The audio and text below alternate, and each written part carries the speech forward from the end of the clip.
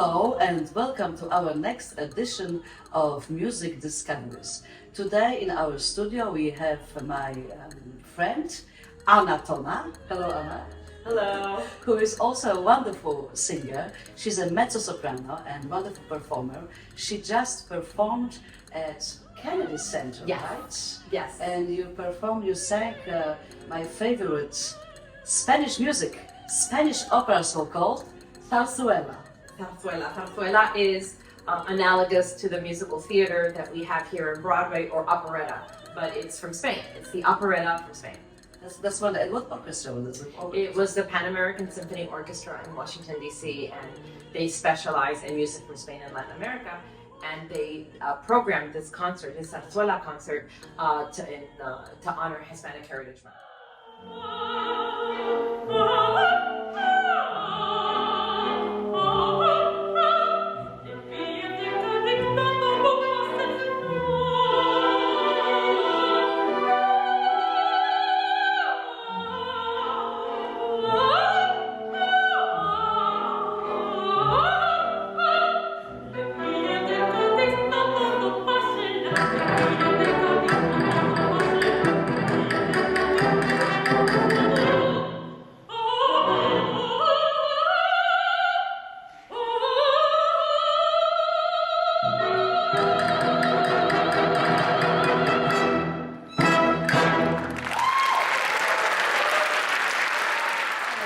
Anna is not only a performer, but she is also an independent scholar. Yes. Recently, she released a CD of Pauline Viardot's songs, and it's a special CD because those songs are not very often performed, and this CD was nominated for the Grammy Award. It's part of the list.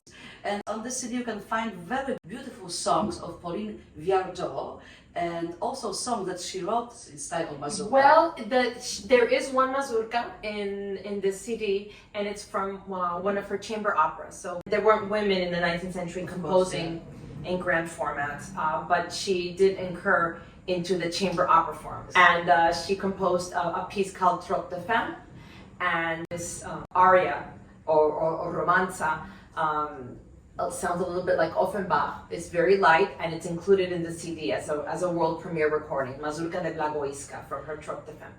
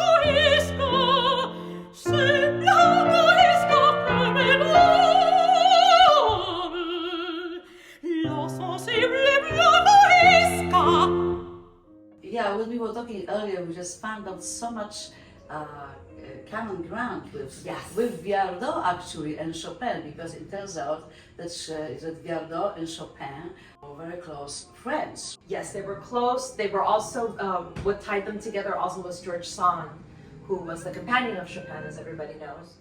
And George Sand was, in a way, a spiritual mother to Pauline. And what was so interesting that Pauline Viardot, that she was so much influenced by Polish folk music, by Polish mazurkas. Yes, so Pauline as a teenager spent a lot of time with George Sand in Chopin when she was around 15 or 16 years old. And, you know, back in the 19th century when people took vacations, they would go for weeks to stay in somebody's house. And in my mind, what I envision is that they were both playing in the piano, and that Pauline, teenager Pauline, is inspired to musicalize. Salon music. Yes. Soirée musicale. I myself also sang songs by Pauline Viardot that were influenced by Chopin's mazurkas. Remember what titles are? Plein d'amour. Plein d'amour. Because you sang that too, I think. Séparation, I think they were. Yeah. And you know, she sang. These songs were composed when Pauline was young. They were published several times. She was 17 years old, I think. Yeah, 16 or 17, and she continued to perform them in her concerts.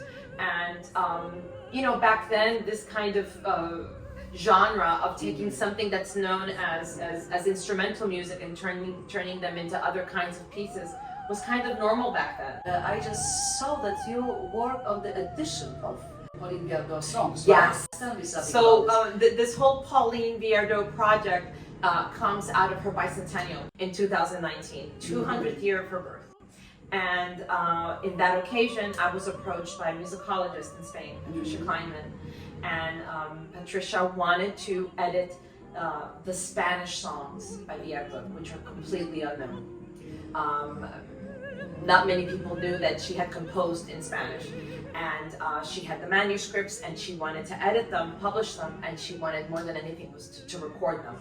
At that time, it wasn't so popular for women to compose, right? No. And Pauline, actually, as a child, she wanted to be a pianist. And when her sister, Maria Malibran, was her older sister, so Maria Malibran died tragically, and the mother, Pauline's mother, decided that Pauline had to leave the piano and become a singer, which was like the family business. It's considered that Malibran was a lyric mezzo with a huge extension. So she fits in the company, basically. She fits a little bit with that, but she had this wondrous extension thanks to this famous Garcia technique. And they are the family Garcia. I mean, that's the technique of their family. So, and also saying that because we both we have a lot of common grounds, not only because of this music of Pauline Viardot and mazurkas. Anna is a mezzo-soprano, great mezzo-soprano, and she also specializes in Rossini. And I just heard her CD, beautiful CD. She recorded a few years ago, right? In 2015. And I love the title. It's España a la Rossini. Sorry, it's España a la Rossini.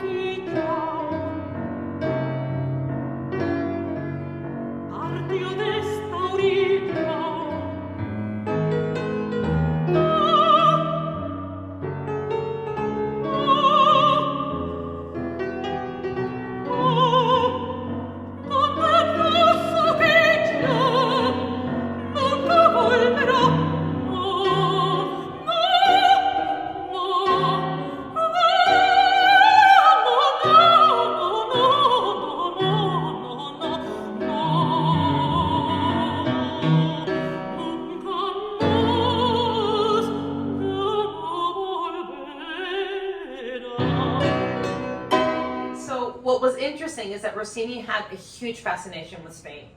He was married to a Spanish woman. He was married to Isabella Colbran, who was a big, star in Italy, and he loved Spanish food. His best friends were from Spain, and so the relationship was quite intimate, culturally and of course personally. And this style of Spanish music actually was very famous in Europe at that time. It was almost like the pop music. Manuel Garcia, who's the father of Pauline and Maria Malibran, was a big star, and he was singing a lot of Spanish songs in the soirees. And so this taste for the Spanish style in the earlier part of the 19th century actually extends all the way to the end of the 19th century with Bizet and Cesson. Yes, yes. There's a fascination with European culture, European dance, and European music, and Rossini is definitely part of that wave, and it's very cross-cultural. Things like flamenco and even the country of Spain is really the fruit of many different cultures, and that of course is fascinating. This cross-cultural thing of Jews, of Arabs, Yes. you know, the Romans were there in ancient times, the Phoenicians, and it makes for a very interesting melange.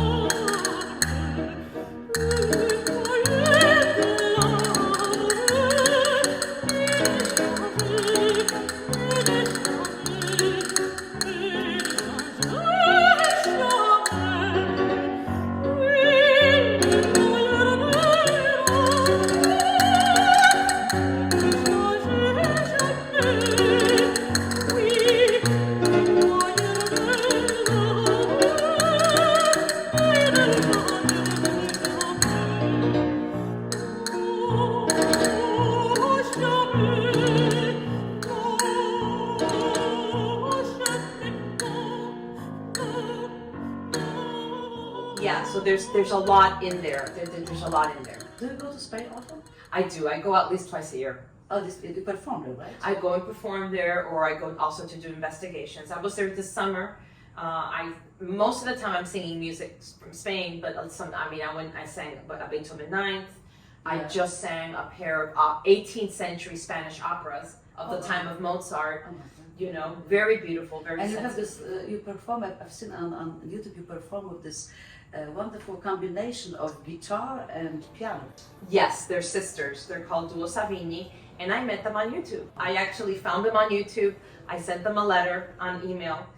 It took them 2 weeks to respond because they thought it was a hoax. They didn't think I was real. You know, they live in Modena. They finally responded, and we played together. We've done some really nice projects together, yes, and it's been fascinating to work with period instruments from the Romantic age.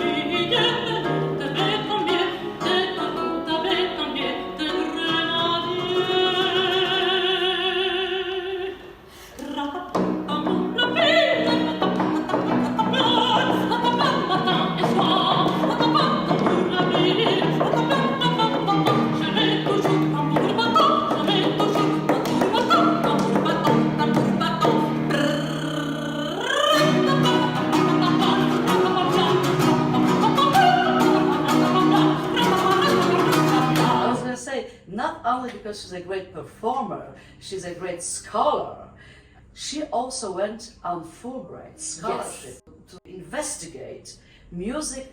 Julio Gomez, and so tell us something about this. I was interested in looking at a group of composers from the late 19th, early 20th century, so the generation surrounding Falla and Turina.